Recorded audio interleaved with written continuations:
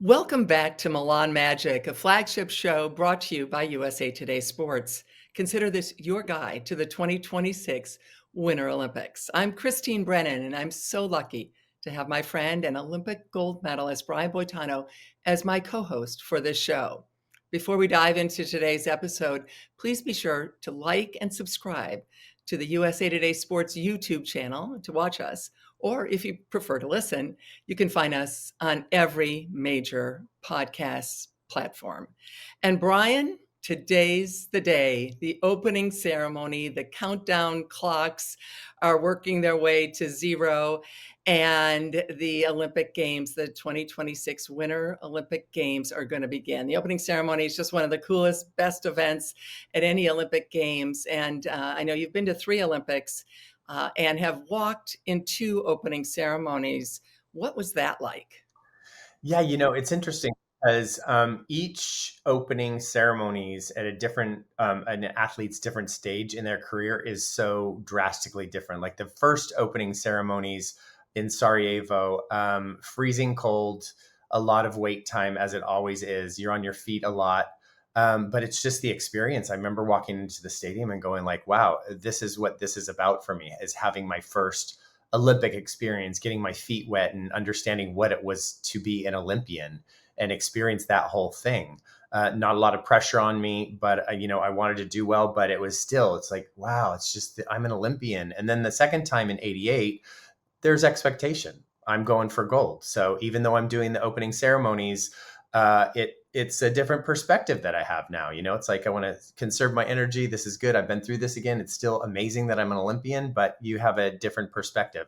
And then, for me, the last in Lillehammer, I knew so much. I'd walked into already. I had my competition soon after that. I didn't want to get tired because I know that they're exhausting. To walk in opening ceremonies is exhausting. A lot of waiting. It takes hours and hours. So I knew not to do it. So they all had, different, it was, different focuses in different times of my career. So yeah, it's an amazing event, but it is as well really takes it out of you. Yeah, well, I think that's a great point that you're making. A lot of people, fans and people who watch the Olympics might not understand this. Every athlete wants to go to the opening ceremony, but a lot of them can't because their competition is right away, as you just alluded to. And in the Summer Olympics in particular, this is all the swimmers. Katie Ledecky, there's no one who loves the Olympics more and is more red, white, and blue than Katie Ledecky. She has never been in an opening ceremony. Now, she might in LA in 2028 because they're switching swimming to the second week, but she's swimming the next day. Even when Wow. Michael Phelps brought in the flag at an opening ceremony, Summer Games, they got him right out of there because he couldn't be on his feet for 10 hours. And by the way, this is not because these athletes are wimps or, oh, they can't stand. No, no. You just spent your whole life getting to this point, and now you're doing the one thing that you cannot do as you're preparing to compete, which is be on your feet, standing around, as you said. It can be 8 to 10 hours of just standing. Maybe you can sit on the floor, right? But that's not the way to prepare.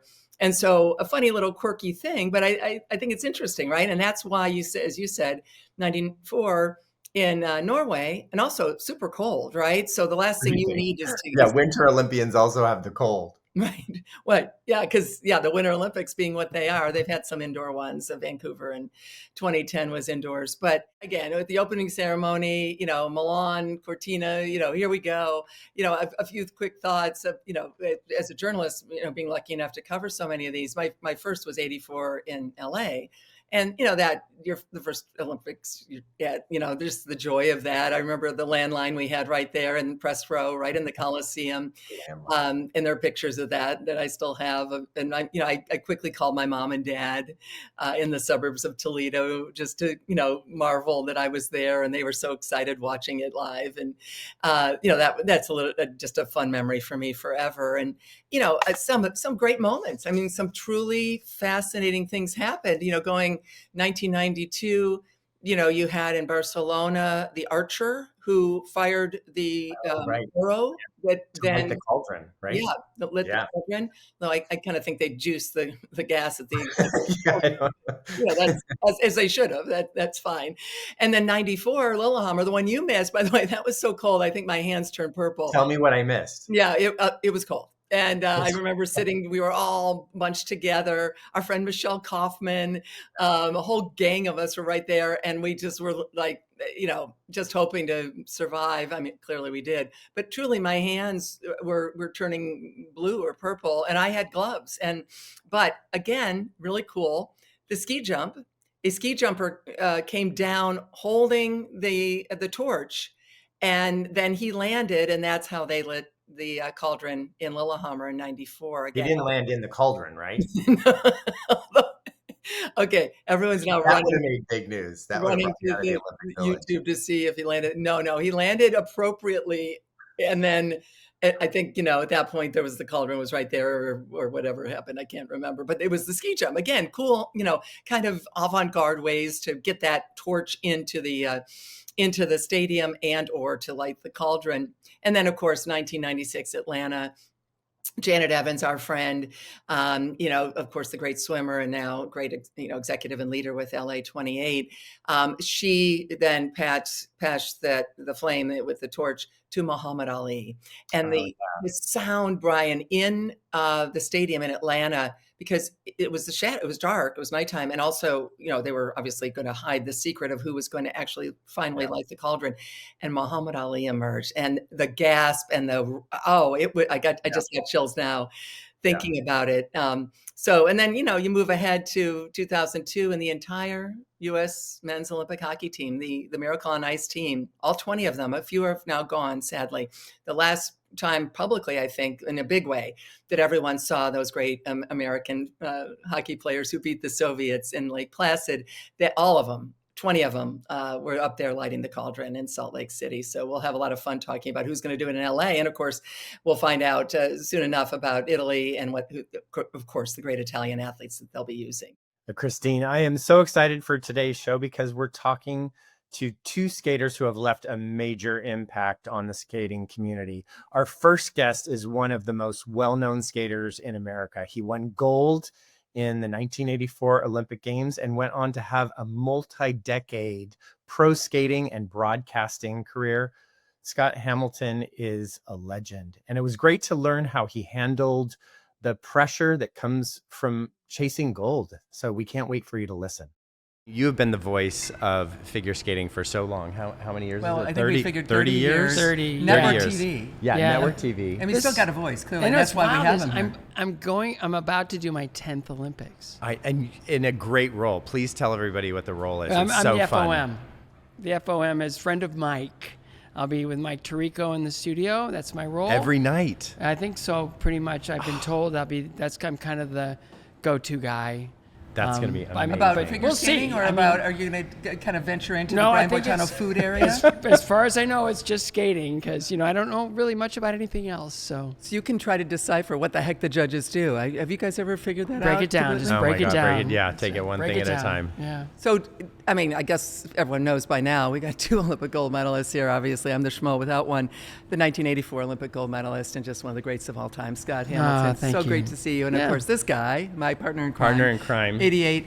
You go back a long way. I watched him, when I was young.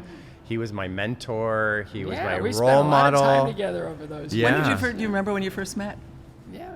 I remember in 1977. First time I saw you. Yeah, it was 77. You did a triple toe loop that went about 40 feet long and about 6 feet in the air, and you were about 2 feet tall. And it was like, holy cow, this kid's gonna be great. It's like I better get ahead of this guy because my clock started ticking that day. And that same competition, it was my first nationals, 13. I was in novice. You were in senior, your first year senior. First year senior. And we had crisscrossing practices in the practice rink. And I was like, I had taken off my skates after a practice, and he was like sitting on the bench next to me, and I was like, oh my God, that's Scott Hamilton. And I kind of put my head down, and I didn't want to make eye contact because I I would have been like a deer in headlights, like, oh my God, I can't believe I'm meeting you. But like, and that was a great competition for you too. I mean, we were always, I remember one of my most vivid memories was 81 Nationals was the first one I won as a senior. And we were in practice together.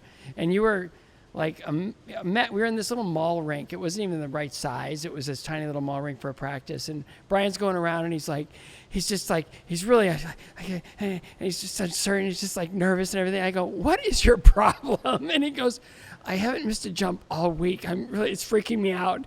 And so he does his run through and he doubles his triple flip and his hands went up like this. It's like, yes, that's my mistake for the rest of the week. And it was sure enough, like he never misses ever. Oh my God. Just a little superstitious. But you know what's so funny? It's like he, like years after, I don't know, recently, he was like, I was so nervous of Brian Boitano like coming, and I'm like, you were? Why? Yeah, I mean, like Scott was really this. Good. I know, but I was like, the fact that you were scared of me, I was like, that's crazy talk. I'm like, I had no idea that was in his brain. Like, yeah, I didn't even come into my thought that I'll beat Scott Hamilton someday. I mean, I would never think that. I had to skate, like he was the skater right before me in Sarajevo. And so I'm on the ice and I'm sweating through my costume and I'm nervous as I'll get out. Whole right side of my head is just full of because I had a word. I was like, I couldn't do anything. And I'm sitting there, I'm freaking out. It's my Olympics. And it's like, how am I going to even, and Brian comes up to me and I'm just take the ice and he's just finishing. He goes, I skated a perfect program. And I was like, good, get off the ice. This story gets better every single time he tells it. It gets more and more important. It wasn't at the Olympics. I think it was somewhere else. But it's going to be. It was it. It was it. I swear. I go, get off the ice. I forgot. Just yeah. get I was off. like, I felt like he was so dominant. Like, I mean, it's like you were always so consistent. You were always so dominant. You were always so good. I was like, this is a walk in the park for you. No. So it was like, well, you felt you were just going to share your happiness. yeah, with I'm him like, because yeah. He's obviously going to skate great right now. But like, hey, I skated great too because I know you're concerned. Yeah. So what is a lot of history? There was a lot of pressure on you. I mean, that was the last Olympics I didn't cover. I started covering LA in '84, and I'm so fortunate ever since. But I watched every second. And of course, and a lot of people don't know this. They know about you guys, but they don't know about us. We were born in different Toledo, Ohio hospitals, 3 months apart, many, many, many years ago. I'm 3 months older than you, and I guess I got all the height and you got all the jump. I don't know. But watching that, I mean, it was like, oh, Scott Hamilton's going to win the gold, right? Sports Illustrated, you look at the ranking, you're going to win. What is that like with all of that pressure? People have already given you the gold and you got to go out and earn it. It's funny because I had a 3-year run up to that. And so my whole mindset, I guess starting in early October, I was sort of freaking out for the whole year. I hadn't lost a competition in 3 years, and it was like, okay, Olympic year, feeling a little bit, And so in October, I decided that from this first practice on, I am going to eliminate every would've, could've, and should've, so that when I step on the ice in Sarajevo, no matter what happens, I can accept it, knowing that I did the best that I could. And that's really the only way you can approach anything, right? Is to eliminate all the regrets and just take what the ice gives you. And, my sponsors were amazing people. Mr. McElrain, when he was alive, he would always just say, hey, psst. I go, what? And he goes, skate the ice. Take what it gives you. I go, okay.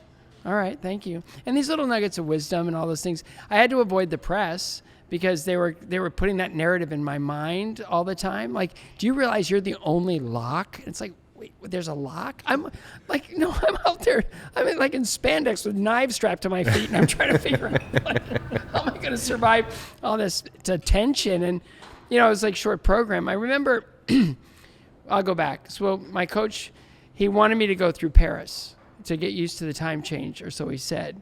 What he wanted me to do was see Jean-Christophe Simon's figures. And Didier Gaillardet wanted Jean-Christophe Simon to see my freestyle. These are two, obviously, these are coaches with two And young Jean-Christophe skaters. Simon at that point. He's the only person that could have beaten Scott in compulsory figures. Well, he was so nobody great was going to beat compulsory, him, right? Well, That's what I thought. you could have, but nobody was. His freestyle wasn't going to match up to yours. No, all the guys that were really good at figures were weaker in the freestyle, and the guys that were the great freestyles were always kind of behind those great figures skaters, right? So I figured I got to get as close as I can to Jean-Christophe Simon. So I'm my patch next to him, and I look over, and it's like, line. I can so beat him. Oh, you did? Yeah, I was like, I can so beat him. That's awesome. So I go to Sarajevo. I beat him 5-4 in the first figure, 7-2 on the second figure, and 9-0 in the loop. And I was like, this is so cool. And now I'm like, I got a huge lead now because I'm looking at Brian and going, these guys are going to throw it down. And, you know, I'm not up there with triple axel twice in a program, blah, blah, blah. And I figure I just got to, you know, if the strategy going in was if I'm only top three in figure short and long, mathematically, I could not lose the gold medal. That's amazing. Isn't that crazy? Yeah, that's So amazing. that was the ordinals. But I had lost Old one school. short program in those 4 years, and I never lost a long program in those 4 years. So it was like, odds are I'm going to be okay. But the figures thing was huge. And then in the short program, I went out to skate, and the adrenaline hit me so hard that I couldn't land a jump. I couldn't find my balance. I was like lightheaded. I had vertigo. I couldn't feel my legs. And so if I were the first to skate after the warm-up, I would have missed every jump in my program. But I wasn't. So I went down. Remember it was downstairs? Yeah, I remember. I went downstairs. I found an empty locker room, and I shouted into a mirror every expletive I could think of at the top of my lungs. People must have thought I was crazy. I had to purge every ounce of adrenaline I had. Otherwise, I never would have made it through that short program. I did not know this story. Yeah. And I didn't hear you yelling. Oh, I was at the top of my lungs. I guess yelling. I was on the ice or doing my own thing. Yeah. So anyway, there's a lot that goes into it, but at the end of the day, all you can do is just try to put yourself into the best position you can to compete at that level and hope for the best. And then you do finish the long, and you pretty much, you know, you've got it because of the placements, as you mentioned. What is that feeling like, Scott, when you have finished and Relief. Dick Button is going crazy in the booth, whatever. But yeah, relief, but it must also be joy, delight. You know, honestly, I think, you know, I've met some really interesting people, and they always ask the question, what does it feel like to win an Olympic gold medal? And the only answer I can say is it's complicated because everybody comes in with their own story. You know, they come in with their own failures. They come in with their own, you know, devastations. They come in with their own victories and their own, you know, sort of the mountains they had to, you know, climb and conquer in order to. But it always is a mixed bag. So I say, okay, I stepped up on the podium to accept the medal, and I looked over it, and it felt like I was looking over the edge of a cliff, because for 17 years. I was working towards something that I never thought to dream. And I'm standing there, and it's like, who am I? Like, what do I do? And then I think about my mom not being there. And I think about all the people that sacrificed so much to give me an opportunity to experience this thing.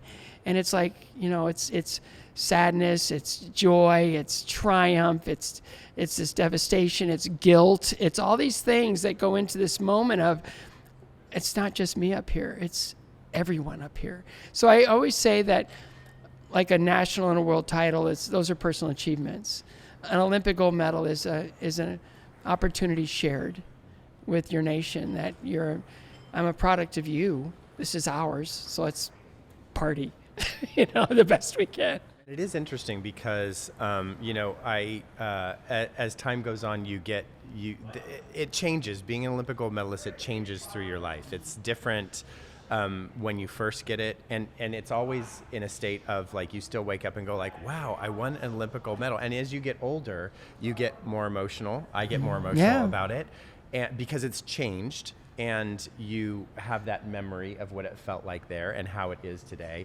But the fact is that you go into the Olympic Village as one person, And in the matter of a couple weeks, you come out as a completely different person. Yes. And it's it's like Joe Walsh says, everybody's so different, I haven't changed. Yes. It's that. But it's true. It's Yeah. I flew out of Chicago and I flew back into Chicago. On the way to Chicago, we were there, we had a long layover, so I found an empty gate and I was reading a book, and I got so consumed in the book I lost track of time. And this guy was passing by, I go, "Excuse me, sir, what time is it?" And he goes, and he just kept walking. And it's like, "Excuse me, I'm going to the Olympics to compete on behalf of you, and you won't give me the time of day? Really?" It was like that.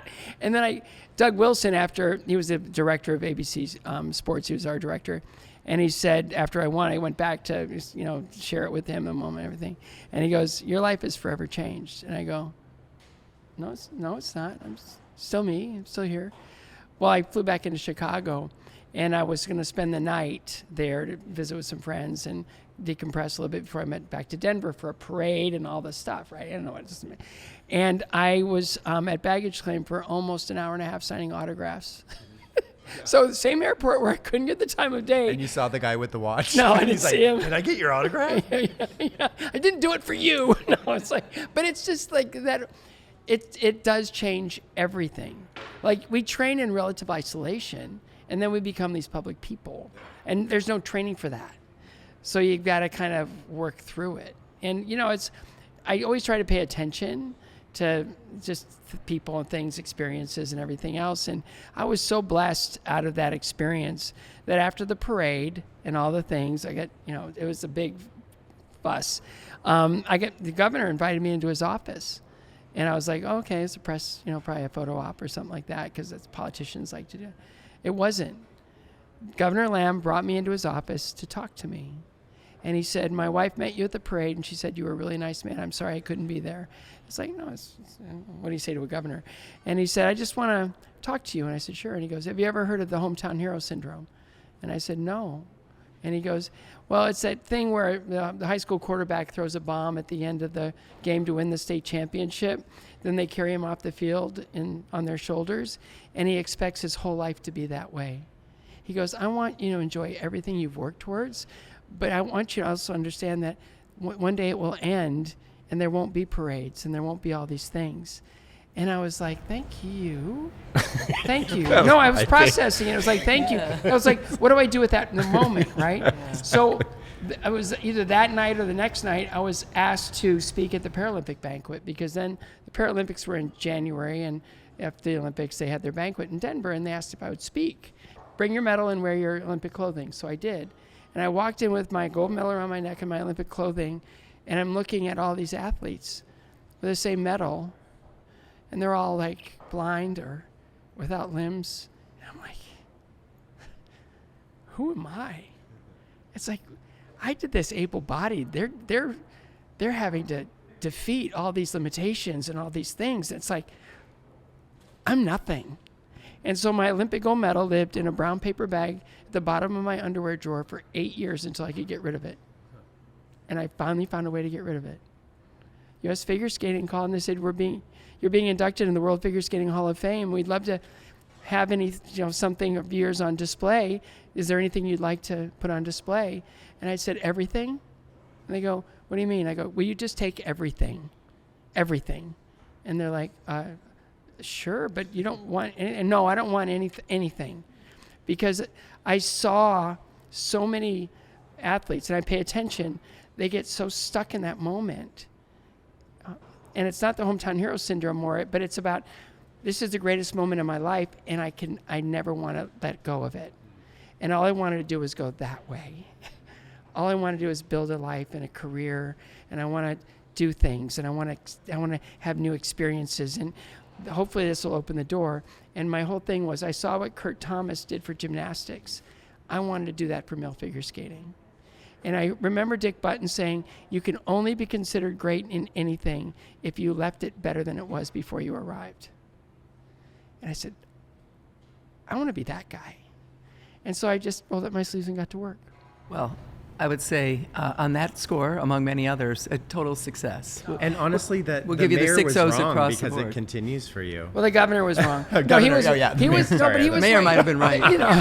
No, it's like, once you have kids, they're like, I don't care. No, I know, but that's how it changes. Yeah, it yeah. changes. It's different. You know, but it is something that I would love for future Olympians and especially Olympic champions to understand is enjoy every moment of this incredible time in your life, but don't get stuck in it. Allow it to, if anything, you can use it as a doorstop, to kind of keep it's like door cracks a little bit, use it to open it up more. There's credibility and opportunity that can, it's not guaranteed, can come with it. It's just up to you to follow through and deliver the goods. Well, I'll tell you what, we could talk to you all day. And there's so many things that we can still talk about. But I think we haven't even gotten to why you're wanting me here. Right? Well, Can you come back and talk about Ilya Malinin? I think we are actually going to have a chance to rendezvous in Milan itself, I hope, and have you back on the show. Anything. The great Scott Hamilton, the great Brian Boitano, just little old me. Thank you very much for your time. And what great stories. I mean, seriously, I've covered you guys the length of your careers, and there's a lot of stuff I didn't And these know, are some stories that I never heard of. No. Like, that's so good. Oh. I love that. Thank you, Well, Scott. you guys have got something good here, and you're going to serve a lot of people and create a lot of excitement for these athletes that deserve an audience. And so I'm here for it. Well, Christine, I think Scott has to come back and talk to us when we get to Italy, because I feel like we barely scratched the surface with him. Oh, absolutely, Brian. And when we were in St. Louis for the U.S. Figure Skating Championships, we also had time to chat with another legend in the men's field. Paul Wylie is known for his artistry and his incredible performance in Albertville at the Olympics in 1992. Paul told us about what it took to get to that level and win a silver medal. We're so happy to have our friend, Olympic silver medalist, Paul Wylie, my teammate on 1980 Olympic team. Such a close team that we were, like, in the 88 Olympics. Also, like the amazing. smartest guy in figure skating, Harvard grad. Oh, yeah. He thinks he's the smartest Well, guy. he does have that little diploma from school. Harvard. That at all. Yeah, and also, I mean, just one of the great performances. I was honored to cover it. But Brian has a story to tell. Well, that's what I was going to tell you. It's like, and I think that you know that. So, I'd been watching you all week, and I was then hanging out with the journalists at that point, because it was like after. You were writing a column for USA Today. I was writing a column for USA Today, and I go back again. I go back to the media area, and I'm like, Paul Wylie's going to do it, guys. And they're like, sure. Yeah. I'm like, no, I'm telling you, Paul Wylie is going to deliver, and he's going to do it. He might even win. He might even win. And they were skeptical. But for good reason. But you did. And I'm like, I told you guys. Brian knew. Meanwhile, we're all like being the cynical journalists. I know that's shocking. And I know we'll probably go into the question you got to ask.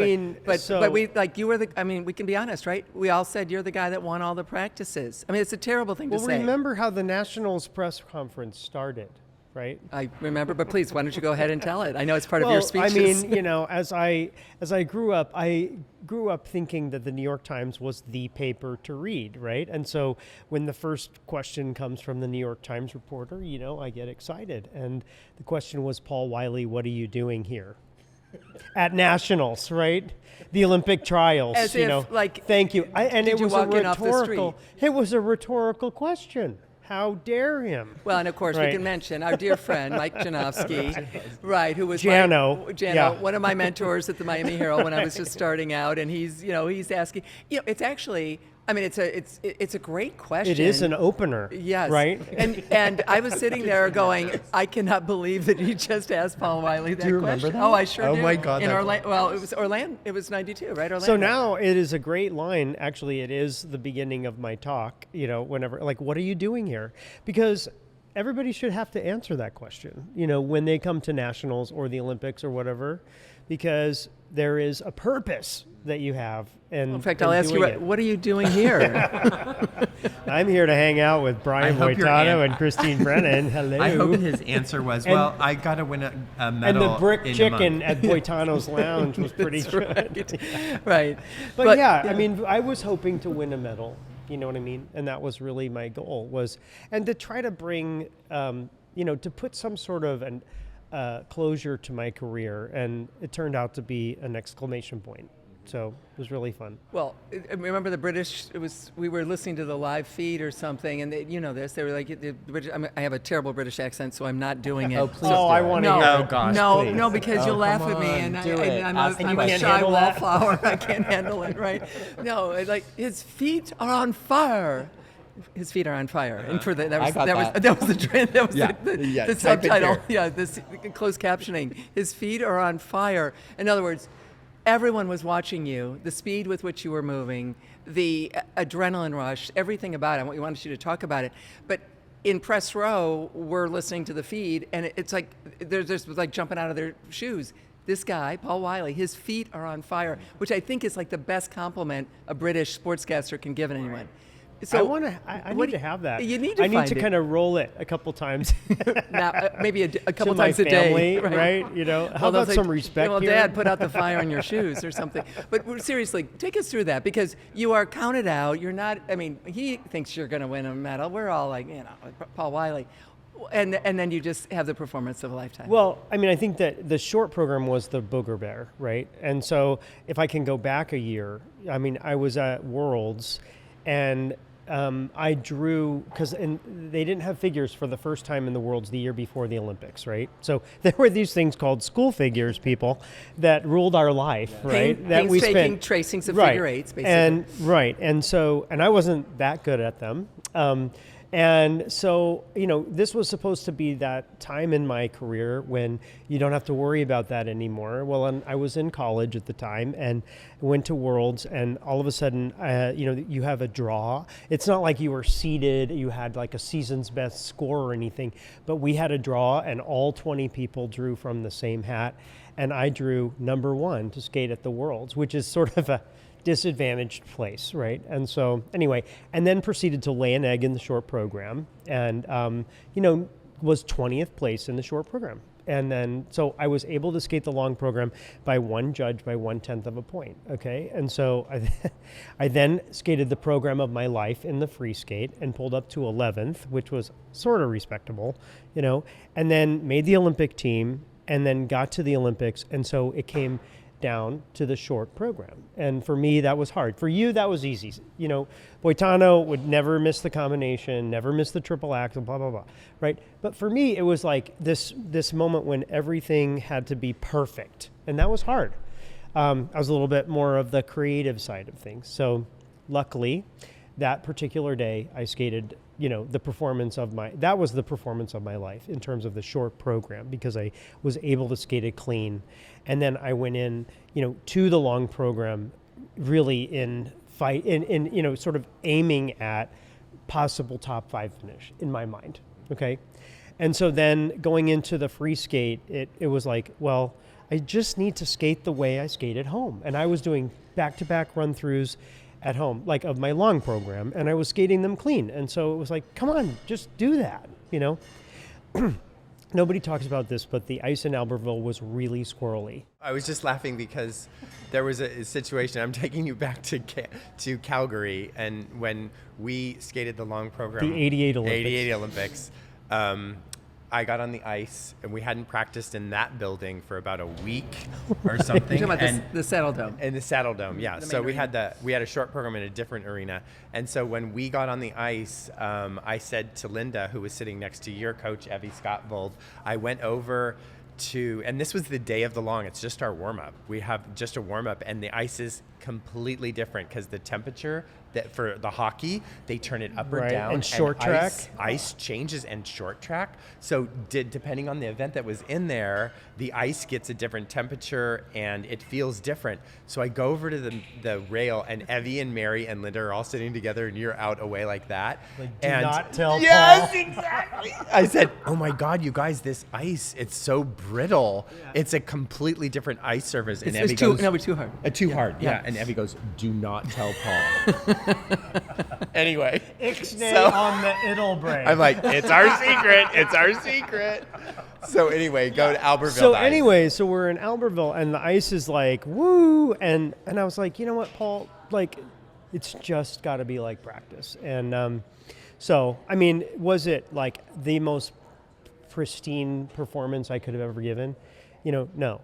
But I tell you what, under the circumstances, I felt like I delivered what was my best, and that's all that you can expect. And then you wait, and you're in the kiss and cry, and you're like, jeepers, I'm in second place, and then that stood up, and so I was on the podium, and that was just a huge, answer to prayer, kind of exclamation point to the end of my career, and enabled me to have a professional career that was really fun. I got to compete with Brian, and we had a huge. We were on Team USA together with USA versus the world. We were. So, yeah. But what was going through your mind when you were skating? I mean, were you skating that long and going like, I'm doing it?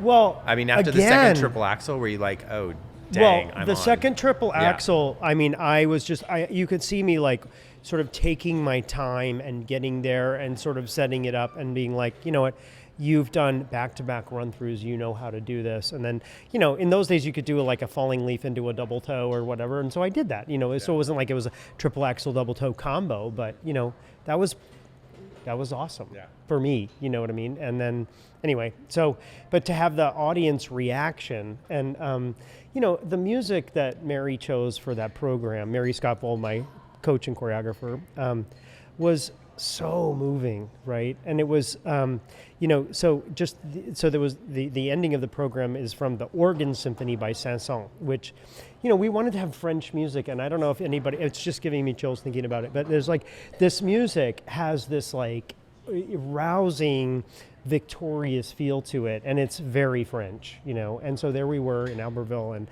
I speak a little French myself, and I thought, you know what?